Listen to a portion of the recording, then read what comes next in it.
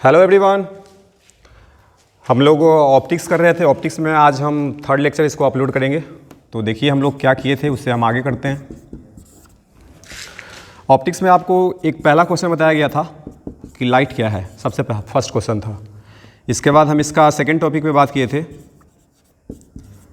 Properties of light. उम्मीद करते हैं कि ये दोनों चीज़ आप पढ़ लिए होंगे, अच्छे से सुन लिए होंगे, नोटबुक आपका तैयार होगा। आज हम इसका थर्ड टॉपिक पे डिस्कस करेंगे। थर्ड टॉपिक इसका आता है रे एंड बीम। तो रे एंड बीम क्या होता है, इसको अच्छे से समझ लीजिए। रे एंड बीम हमारा अगला टॉपिक है। तो आप ऐसे समझिए, रे एंड बीम, ये जो दोनों वर्ड आपको दिख रहा है, ये दोनों वर्ड एक दूसरे से डिफाइन है। अगर रे का बात करें हम, तो रे बीम से डिफाइन हो सकता है, और बीम का बात करें तो ये रे से डिफाइन होता है। कैसे डिफाइन कर सकते हैं? बीम को पहले हम डिफाइन कर लेते हैं। बीम को बोला जाता है, बीम को, कि it is combination of several light rays. मतलब बहुत सारा रे का जो कॉम्बिनेशन होगा उसका नाम होता है लाइट बीम। इसको बीम और क्या बोल रहे हैं, तो लाइट बीम है। रे को बोलेंगे लाइट का रे है, लाइट रे, लाइट बीम। तो लाइट बीम का मतलब क्या होता है कि कॉम्बिनेशन ऑफ रेज है। बहुत सारा रेज को अगर हम कंबाइन कर दें तो उसका नाम होता है बीम। अब बहुत सारा रे का कॉम्बिनेशन ऐसे हम दिखा सकते हैं। इसके बाद हम डेफिनेशन पहले देते हैं, उसके बाद दोनों को क्लियर करेंगे। अगर हम रे का बात करें, लाइट रे, तो इसको बोला जाता है कि लाइट, या ऐसे इसको से डिफाइन करते हैं बीम से इसको, तो इसको बोला जा सकता है it is a narrow part. It is a narrow part of light beam. जब रे को डिफाइन कर रहे हैं तो इसमें वर्ड आ रहा है बीम, और जब बीम को डिफाइन करें तो इसमें वर्ड आ रहा है रे।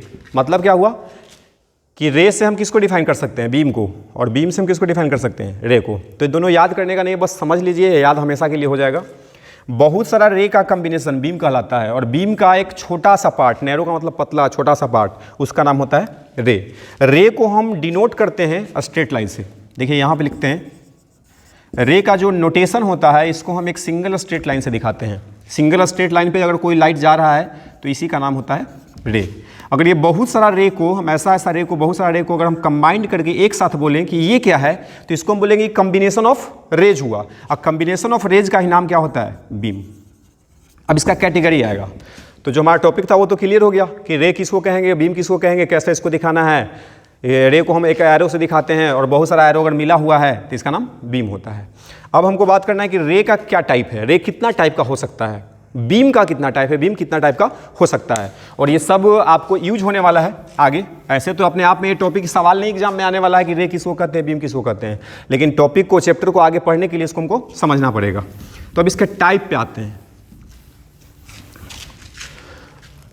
यहाँ पे हम लिख देते हैं टाइप्स ऑफ रे एंड बीम।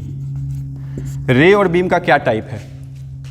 तो रे का अगर हम यहाँ से डिवीजन ऐसे दिखाएं, तो रे मेनली इसको बांटा गया है दो टाइप में। पहला का नाम होता है पैराक्सियल रे, और इसका जो सेकंड पार्ट है इसका नाम होता है मार्जिनल रे। ये दो इसका नाम है। नाम आपको ध्यान में रखना है कि रे का दो कैटेगरी है, एक का नाम होता है पैराक्सियल और सेकंड का नाम होता है मार्जिनल। और जो बीम होता है, बीम जो होता है वो थ्री टाइप का है। बीम में टाइप थ्री है। पहला को बोलेंगे parallel beam, parallel beam. Second को बोलेंगे कन्वर्जेंट बीम, और थर्ड को बोल सकते हैं डाइवर्जेंट बीम, डाइवर्जेंट बीम। तो ये इसका मेन कैटेगरी है जिसको आपको ज़रूरत पड़ेगा, काम आएगा आगे। तो नाम याद रखिएगा। रे कितना टाइप का, दो, एक का नाम है पैराक्सियल और दूसरा का नाम है मार्जिनल। बीम कितना टाइप का होता है, तो ये तीन होता है, पैरेलल, कन्वर्जेंट और डाइवर्जेंट। अब तीनों को जो भी कैटेगरी इसको समझते हैं, पैरेक्सियल रे हम किसको बोलेंगे? तो पैरेक्सियल का डेफिनेशन सुन लीजिएगा, ये हमारा काम का है, बहुत इंपॉर्टेंट है ये चीज टॉपिक। जो ये रे का जो फर्स्ट पार्ट है पैरेक्सियल रे, यही रे के लिए हम पूरा चैप्टर पढ़ते हैं। मार्जिनल रे का हमारे सिलेबस में कोई काम नहीं है। दोनों का हम ऐसे डेफिनेशन आपको समझाएंगे कि कहते किसको हैं, लेकिन हमारे काम का कौन होगा? पूरा चैप्टर में कोई भी डेफिनेशन दे रहे हैं, फोकस का डेफिनेशन है, कुछ भी का फोकस का डेफिनेशन है, इमेज का जो ड्राइंग बनाएंगे हम, रे डायग्राम बनाएंगे, तो इमेज का जो रे डायग्राम पॉसिबल है वो किस रे के लिए पॉसिबल है? क्या इस रे से बनाया जा सकता है या इस रे से बनाया जा सकता है या दोनों से बनाया जा सकता है? तो हम ध्यान में रखेंगे कि जो कुछ भी सीधा सीधा ये समझ लीजिए कि ऑप्टिक्स चैप्टर में अगर हम रे ऑप्टिक्स पढ़ रहे हैं तो किस रे के लिए चैप्टर वैलिड होगा? तो हम बोलेंगे कि पैरेक्सियल के लिए वैलिड होगा, इसका कोई काम नहीं है। अब ये दोनों को समझते हैं कि पैरेक्सियल कहेंगे किसको, मार्जिनल कहेंगे किसको, तब हमको पकड़ में आएगा कि अच्छा इसके लिए वैलिड है, इसके लिए नहीं है। तो देखिएगा पैरेक्सियल का पहले देखते हैं।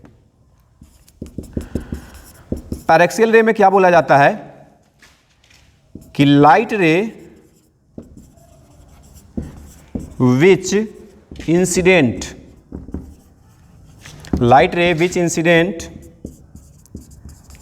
Parallel and very close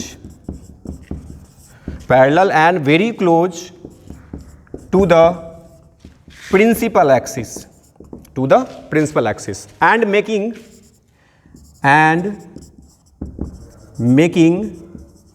very small angle अब इसको थोड़ा एक्सप्लेन करते हैं कि है क्या चीज, क्या लिखा गया है।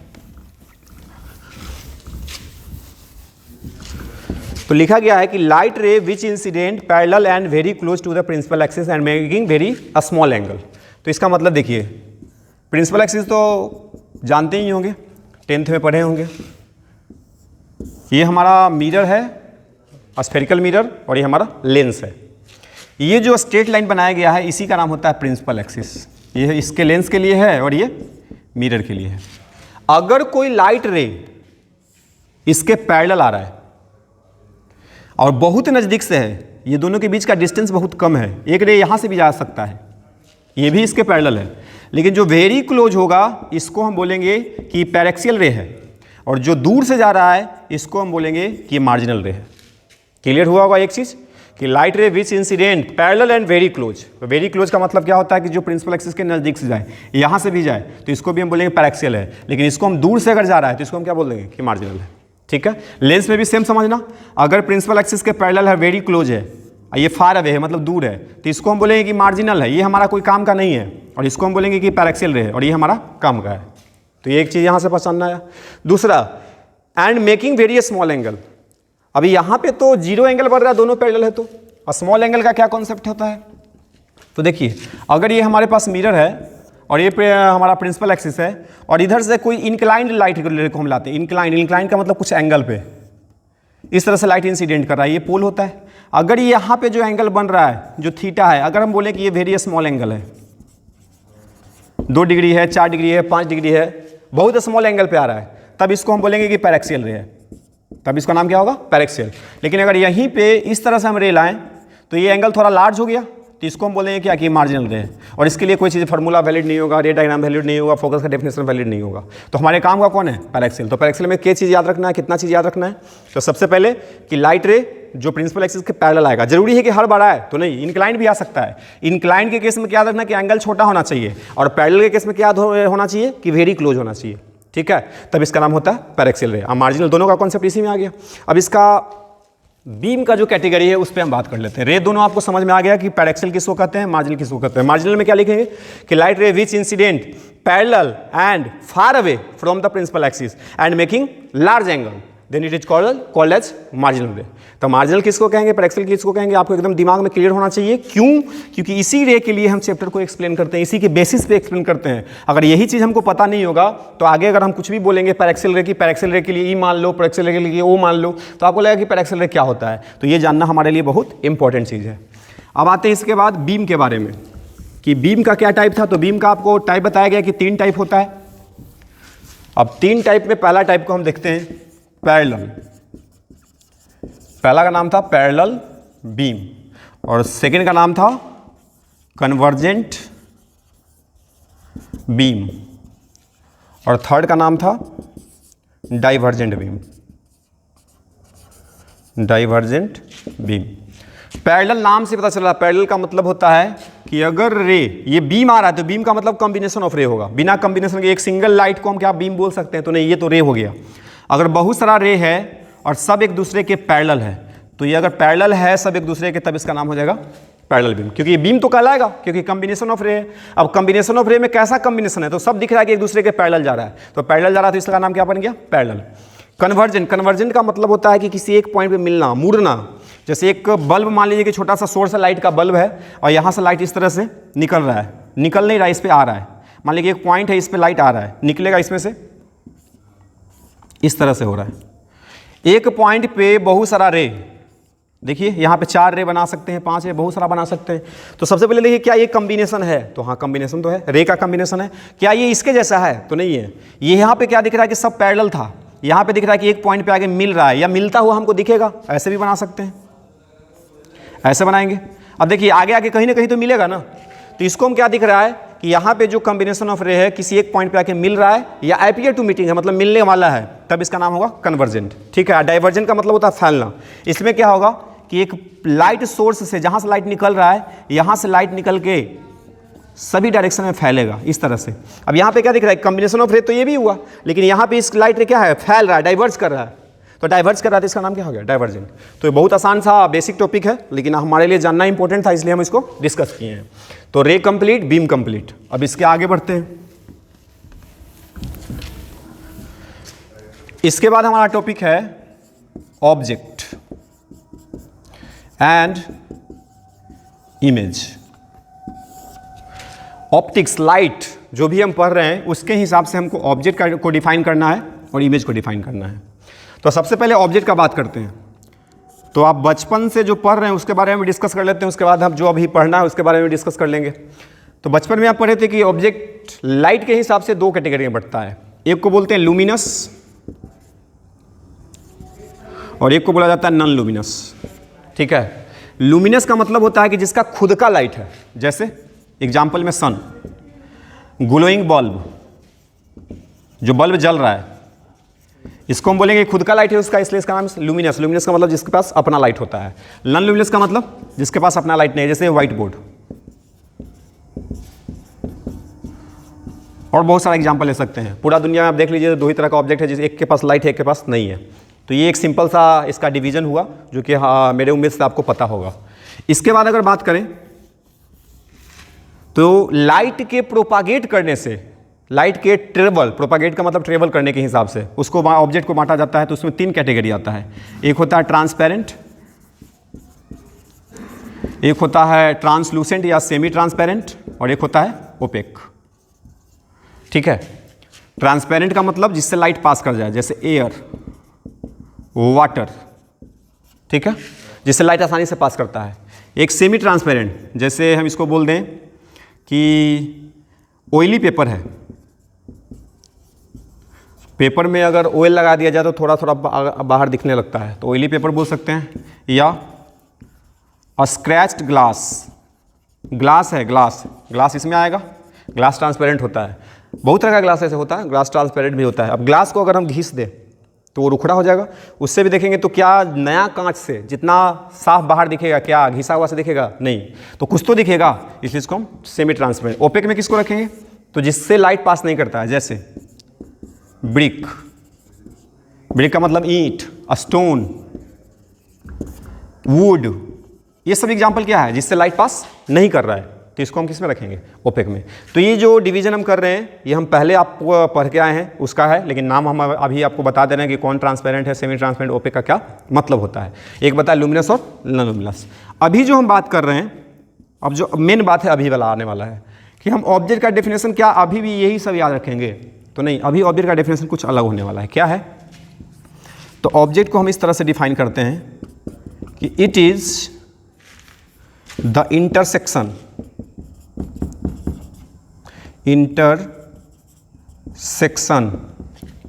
it is the intersection point of incident raise.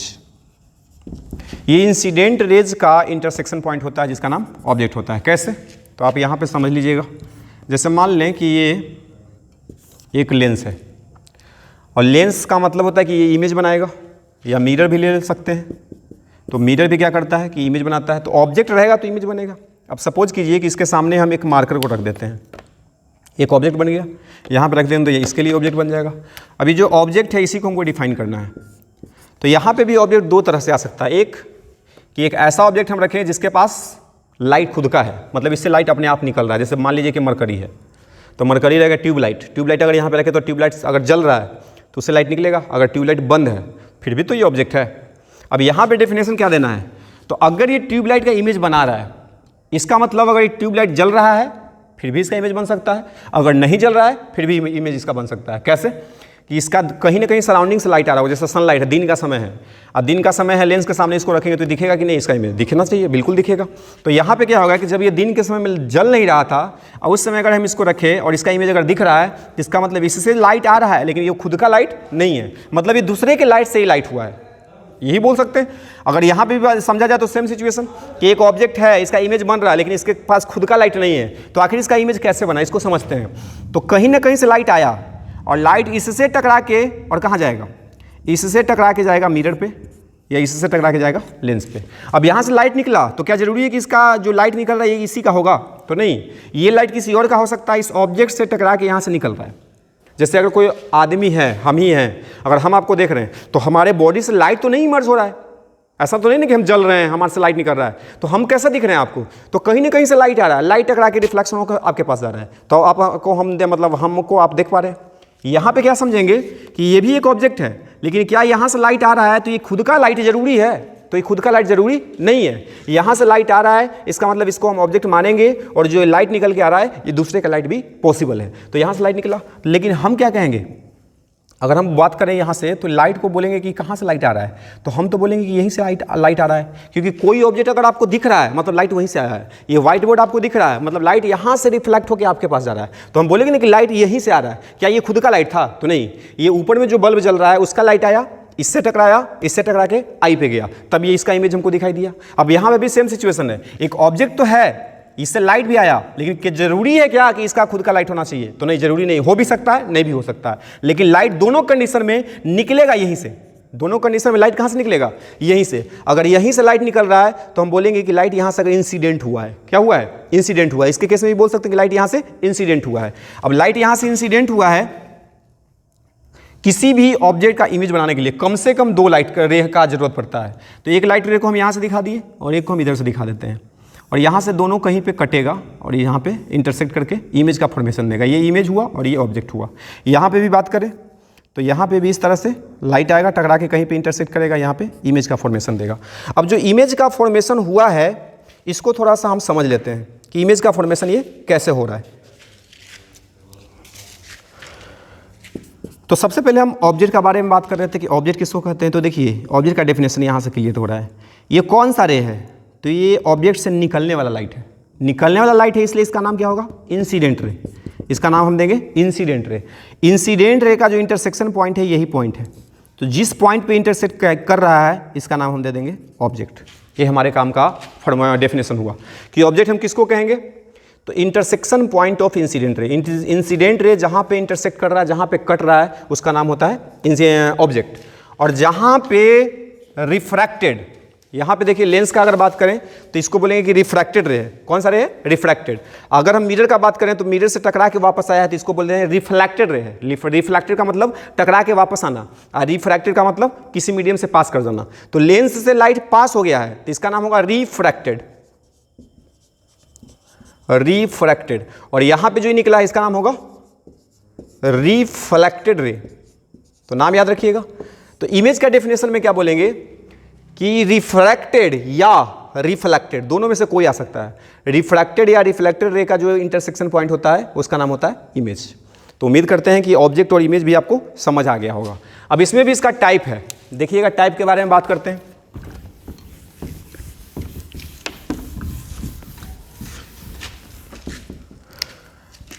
तो एक होगा वर्चुअल और एक होगा रियल।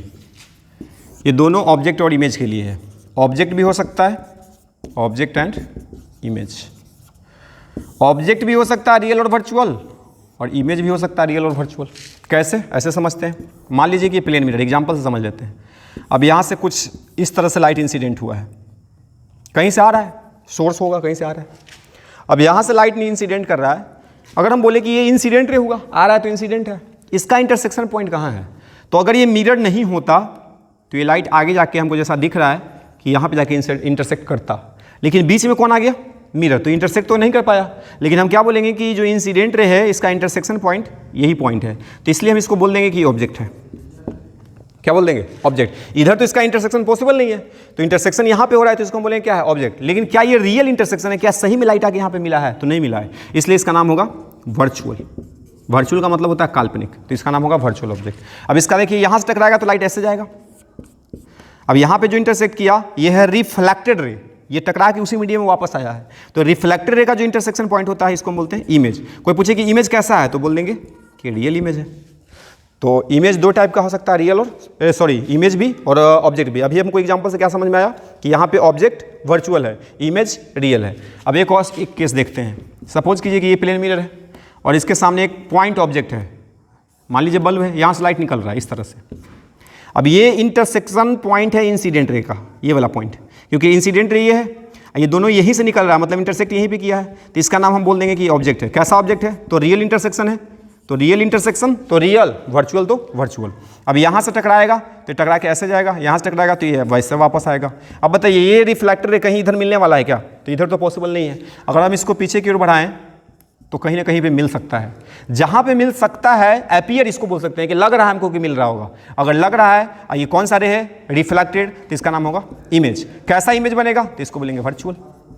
तो दोनों एग्जांपल आपको दिख गया होगा कि ऑब्जेक्ट रियल भी हो सकता है, ऑब्जेक्ट वर्चुअल भी हो सकता है, इमेज रियल भी हो सकता है, इमेज वर्चुअल भी हो सकता है। तो ये इसका टाइप है। तो चलिए आज के लिए इतना ही, आप इसको देख के कंप्लीट कीजिए, बाकी नेक्स्ट क्लास में करेंगे।